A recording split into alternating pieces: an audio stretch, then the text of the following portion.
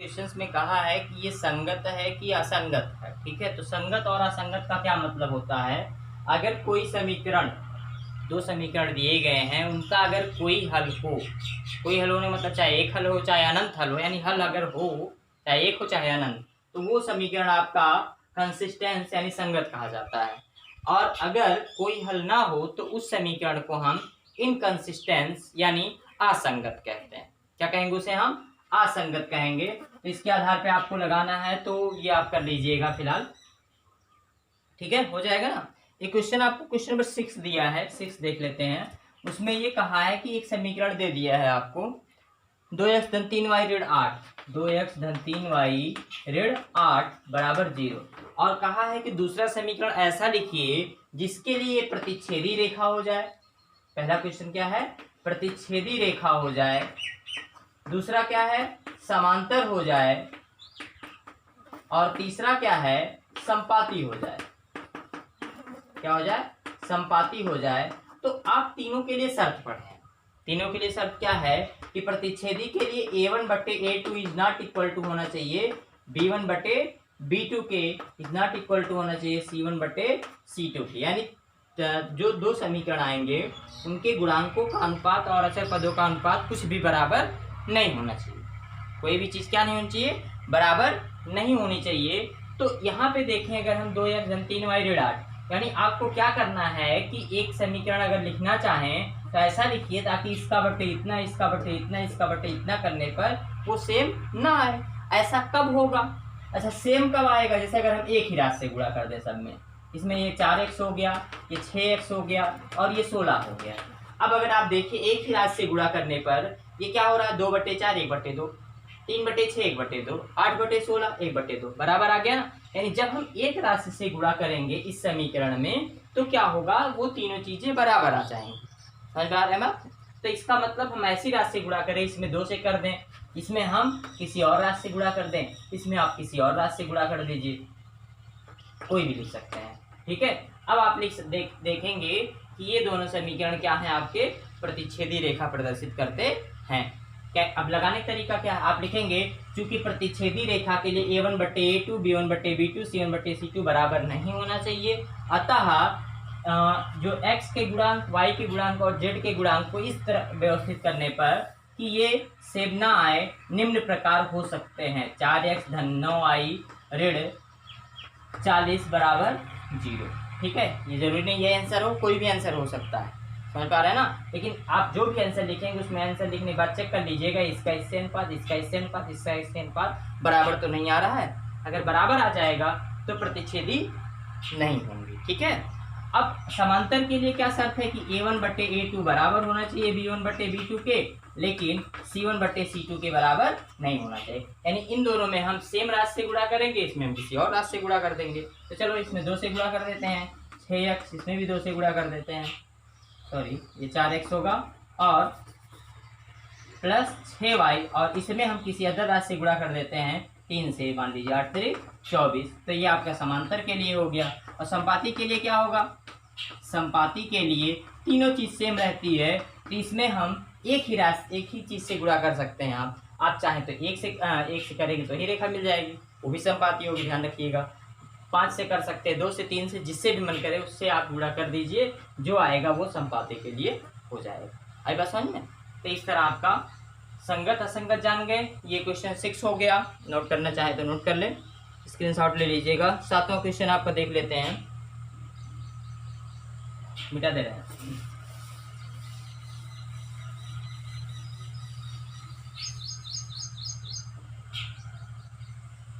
Question number 7 क्या दिया है? x minus Y plus 1 equal to 0 एक रेखा दी गई है, और दूसरी दी गई है 3x धन 2y ऋण 12, 3x धन 2y ऋण 12 बराबर 0। अब इसमें कहा क्या है कि ये दोनों रेखाओं का ग्राफ खींचना। क्या खींचना है? ग्राफ। हमने आपको ग्राफ खींचना बताया था कि आप एक बार x की वैल्यू 0 रखिए और एक बार y की वैल्यू 0 रखिए, और दूसरी चीज़ की वैल्यू प्राप्त करें। x की वैल्यू अगर 0 रख दें तो y की वैल्यू आएगी, y को हम उधर ले जाएंगे तो y की वैल्यू कितनी आ जाएगी? 1। ध्यान दीजिएगा, यहाँ x का मान 0 रख के ऐसे भी देख सकते हैं, ये आप समीकरण 1 के लिए बना रहे हैं। किसके लिए? समीकरण 1 के लिए हमने टेबल बनाया और यहाँ समीकरण 2 के लिए बनाएंगे। हमने डायरेक्ट कर किया, आप डायरेक्ट चाहे कर सकते हैं चाहे मान रख के कर सकते हैं। आप लिखिएगा x बराबर 0 रखने पर, x बराबर 0 रखने पर तो 0 ऋण y धन 1 बराबर 0, तो ऋण y धन 1 बराबर 0 यानी minus Y equal to -1, minus minus cancel, then y equal to कितना आ गया 1। 0 रखने पर 1 वैल्यू आ गई। फिर आपकी बार किसके बराबर 0 रखिए? y बराबर 0 रखने पर, y बराबर 0 रखने पर y की जगह पर अगर हम 0 रख दें तो x minus 0 plus 1 equal to 0, तो x इक्वल टू कितना आ जाएगा? -1। यानी जब y की वैल्यू 0 है तो इसकी वैल्यू कितनी है? -1 है। ठीक है, समझ गए कि नहीं समझे? तो x की वैल्यू 0, y की वैल्यू 0 रखने पर आपको वैल्यू मिल गई। आगे देखते हैं, अगर इसमें हम देखें दूसरे समीकरण के लिए, अब इसमें नहीं बताएंगे आपको, डायरेक्ट हम मान रख के निकाल दे रहे हैं।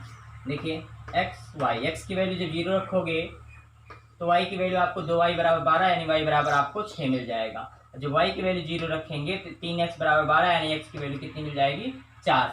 अब इन वैल्यूज को हम ग्राफ पे दिखा देते हैं, ध्यान दीजिएगा। ये x डैश, ये y और ये y डैश, ध्यान समझिए। अब यहाँ देखिए आपको जो दिया है कि पहले इसको नोट करिए एक बार, ध्यान समझ लीजिए क्या क्या रखे ग्राफ बनाया है। ग्राफ आप लोग बहुत कंफ्यूज होते हैं।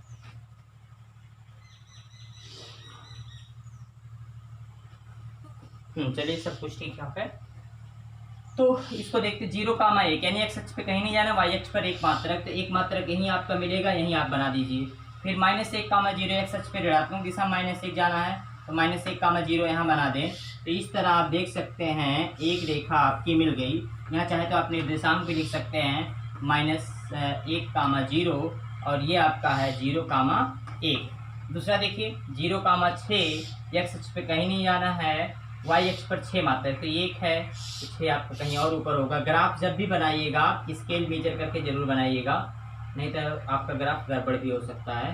तो ये मान लीजिए 0,6 हो गया और 4,0 x अक्ष पे 4, 1 2 3 4 माप के बनाए, मतलब ये दूरी सबकी समान होनी चाहिए। तो ये हो गया आपका, क्या हो जाएगा? 4,0। अब इन दोनों को पॉइंट को अगर हम ज्वाइन कर दें, ये देखिए आपका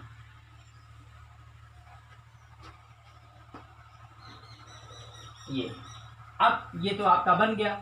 लेकिन प्रश्न में ये चीज और ऐड किया है, कहा है कि इसका ग्राफ तो खींचिए ही, साथ ही साथ आप x अक्ष और इसके बीच जो त्रिभुज बन रहा है उसको छायांकित करना। ये देखिए आप त्रिभुज ये बन रहा है, इसको हमने छायांकित कर दिया, लेकिन साथ ही साथ इसके शीर्षों के निर्देशांक भी पूछा है। तो एक शीर्ष यहाँ हो गया, एक शीर्ष यहाँ हो गया, एक शीर्ष ये बच रहा है। ठीक है, ये बी और सी मान लेते हैं। तो ए की वैल्यू कैसे मिलेगी बताइए? ये कुछ नहीं है, क्या है?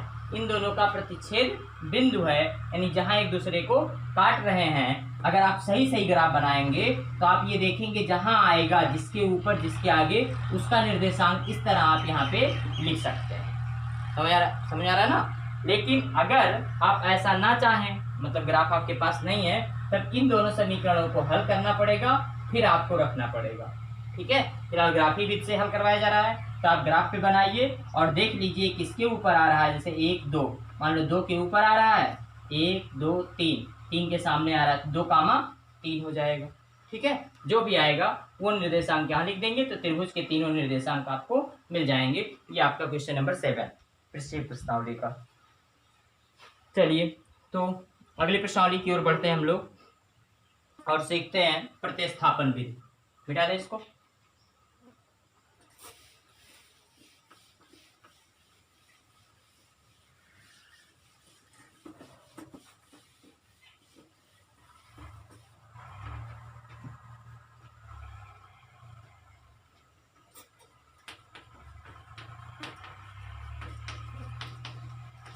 प्रतिस्थापन विधि क्या है? सब्स्टिट्यूशन मेथड इसको कहते हैं।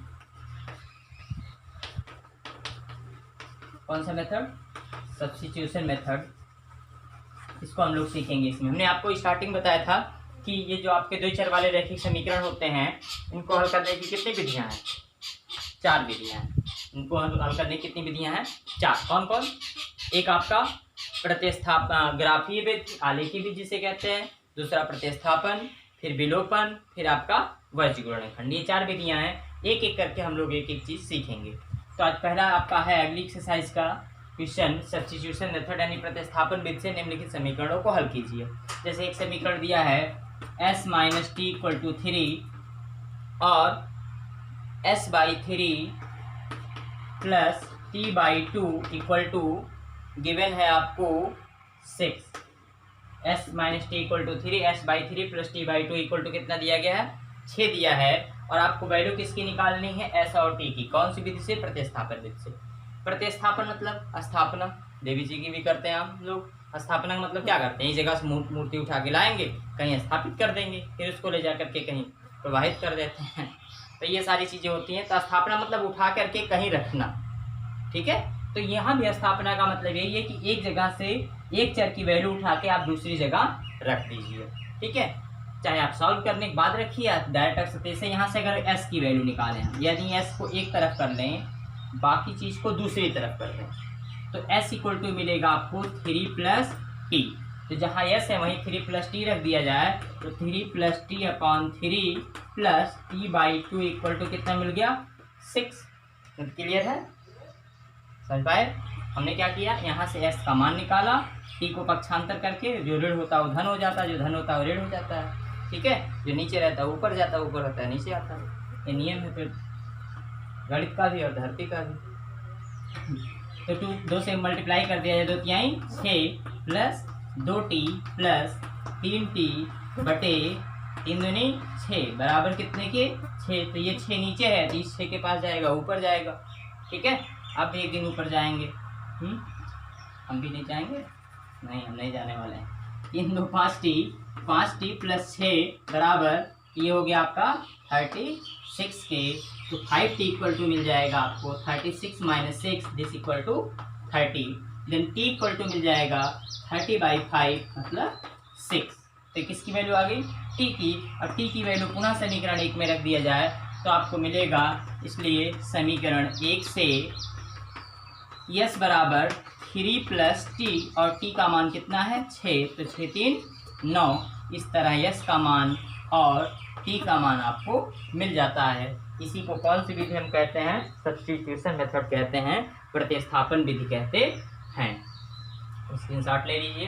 कुछ नहीं, प्रतिस्थापन में है क्या करना है, एक जगह से s या t का मान निकालना है, दूसरी जगह रख देना है। रखने से क्या होगा, पूरा समीकरण एक चर में बदल जाएगा और उस चर का मान हमको मिल जाएगा।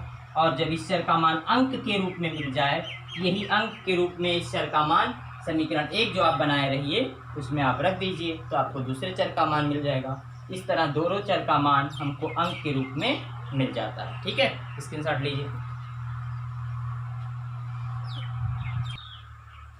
हाँ देखिए, कुछ वर्ड प्रॉब्लम भी दी गई है।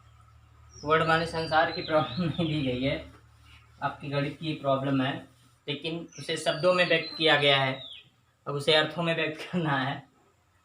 ये क्वेश्चन था आपका कि टैक्सी, जैसे आप देखते हैं कि जो ये रिक्शा चलते हैं, ऑटो रिक्शा, जो ये साधारण रिक्शा चलता है, कहीं भी आप बैठिए तो 10 रुपये न्यूनतम है, उसके बाद किलोमीटर के हिसाब से किराया ऐड करते हैं। तो ऐसे ही इसमें क्वेश्चन कहा था, तीसरे का चौथा क्वेश्चन आप पढ़ लीजिएगा। उसमें कहा है 10 किलोमीटर का भाड़ा 105 रुपये है। कितने किलोमीटर का, 10 किलोमीटर का भाड़ा 105 रुपये है और 15 किलोमीटर का भाड़ा 155 रुपये है। कितने रुपए है, 155 रुपये है। और आपसे स्टार्टिंग में लगाया जाता है इसको, आपसे पूछा है कि 25 किलोमीटर का भाड़ा बताइए और ये भी बताइए कि नियत भाड़ा कितना और प्रति किलोमीटर भाड़ा कितना है। कहने का मतलब ये हुआ कि जो रिक्शा है वो एक निश्चित भाड़ा निर्धारित कर दिया, उसके बाद किलोमीटर के हिसाब से ले रहा है। तो अगर हम मान लें, माना नियत भाड़ा x है, नियत भाड़ा कितना है, x रुपये है, और प्रति किलोमीटर भाड़ा y रुपये है। तो चूंकि नियत भाड़ा बढ़ेगा घटेगा नहीं किलोमीटर के हिसाब से, वो तो फिक्स रहेगा। 10 किलोमीटर का 105 रुपये और 1 किलोमीटर का हमने कितना माना है, y रुपये। 10 किलोमीटर क्या हो जाएगा, 10y। तो x प्लस 10y, प्रथम शर्तानुसार आप यहाँ लिखिएगा, प्रथम शर्तानुसार x प्लस 10y बराबर कितने के 105 के। और द्वितीय शर्तानुसार अगर आप लिखें तो आपको मिलेगा x प्लस 15y बराबर 155 के। ये समीकरण 1 और ये समीकरण आपका 2। दोनों को आप प्रतिस्थापन विधि से या किसी विधि से, प्रतिस्थापन से ही कहा है तो प्रतिस्थापन से आप हल कर सकते हैं। यहाँ से x का मान निकाल लें तो x बराबर क्या मिलेगा 105 माइनस 10y, समीकरण 2 में रख देते हैं x का मान 105 माइनस 10y और प्लस 15y बराबर 155 के। 105 को उधर ले जाते हैं, 15 में से 10 घटा देते हैं तो 5y बराबर 155 माइनस 105, तो 55 में से 5 घटा दें कितना आ गया आपका 50 आ गया। तो 5y बराबर 50, मतलब y की वैल्यू कितनी आ गई 50 बटे 5 मतलब 10। यानी आपका जो प्रति किलोमीटर भाड़ा था वो 10 रुपया था। और नियत भाड़ा के लिए आप यहाँ रख दीजिए x बराबर क्या मिलेगा आपको 105 माइनस 10 गुणे 10, यानी आपका 105 माइनस 100, यानी आपको मिल जाएगा 5 रुपये। तो इस तरह आप देख सकते हैं इसका नियत भाड़ा 5 रुपये था और प्रति किलोमीटर भाड़ा 10 रुपये था। तो ये क्वेश्चन आप हो गया। अब ये प्रश्नावली आपकी लगभग कंप्लीट हो जाएगी। जो नहीं आएगा उसे कमेंट करिएगा। ठीक।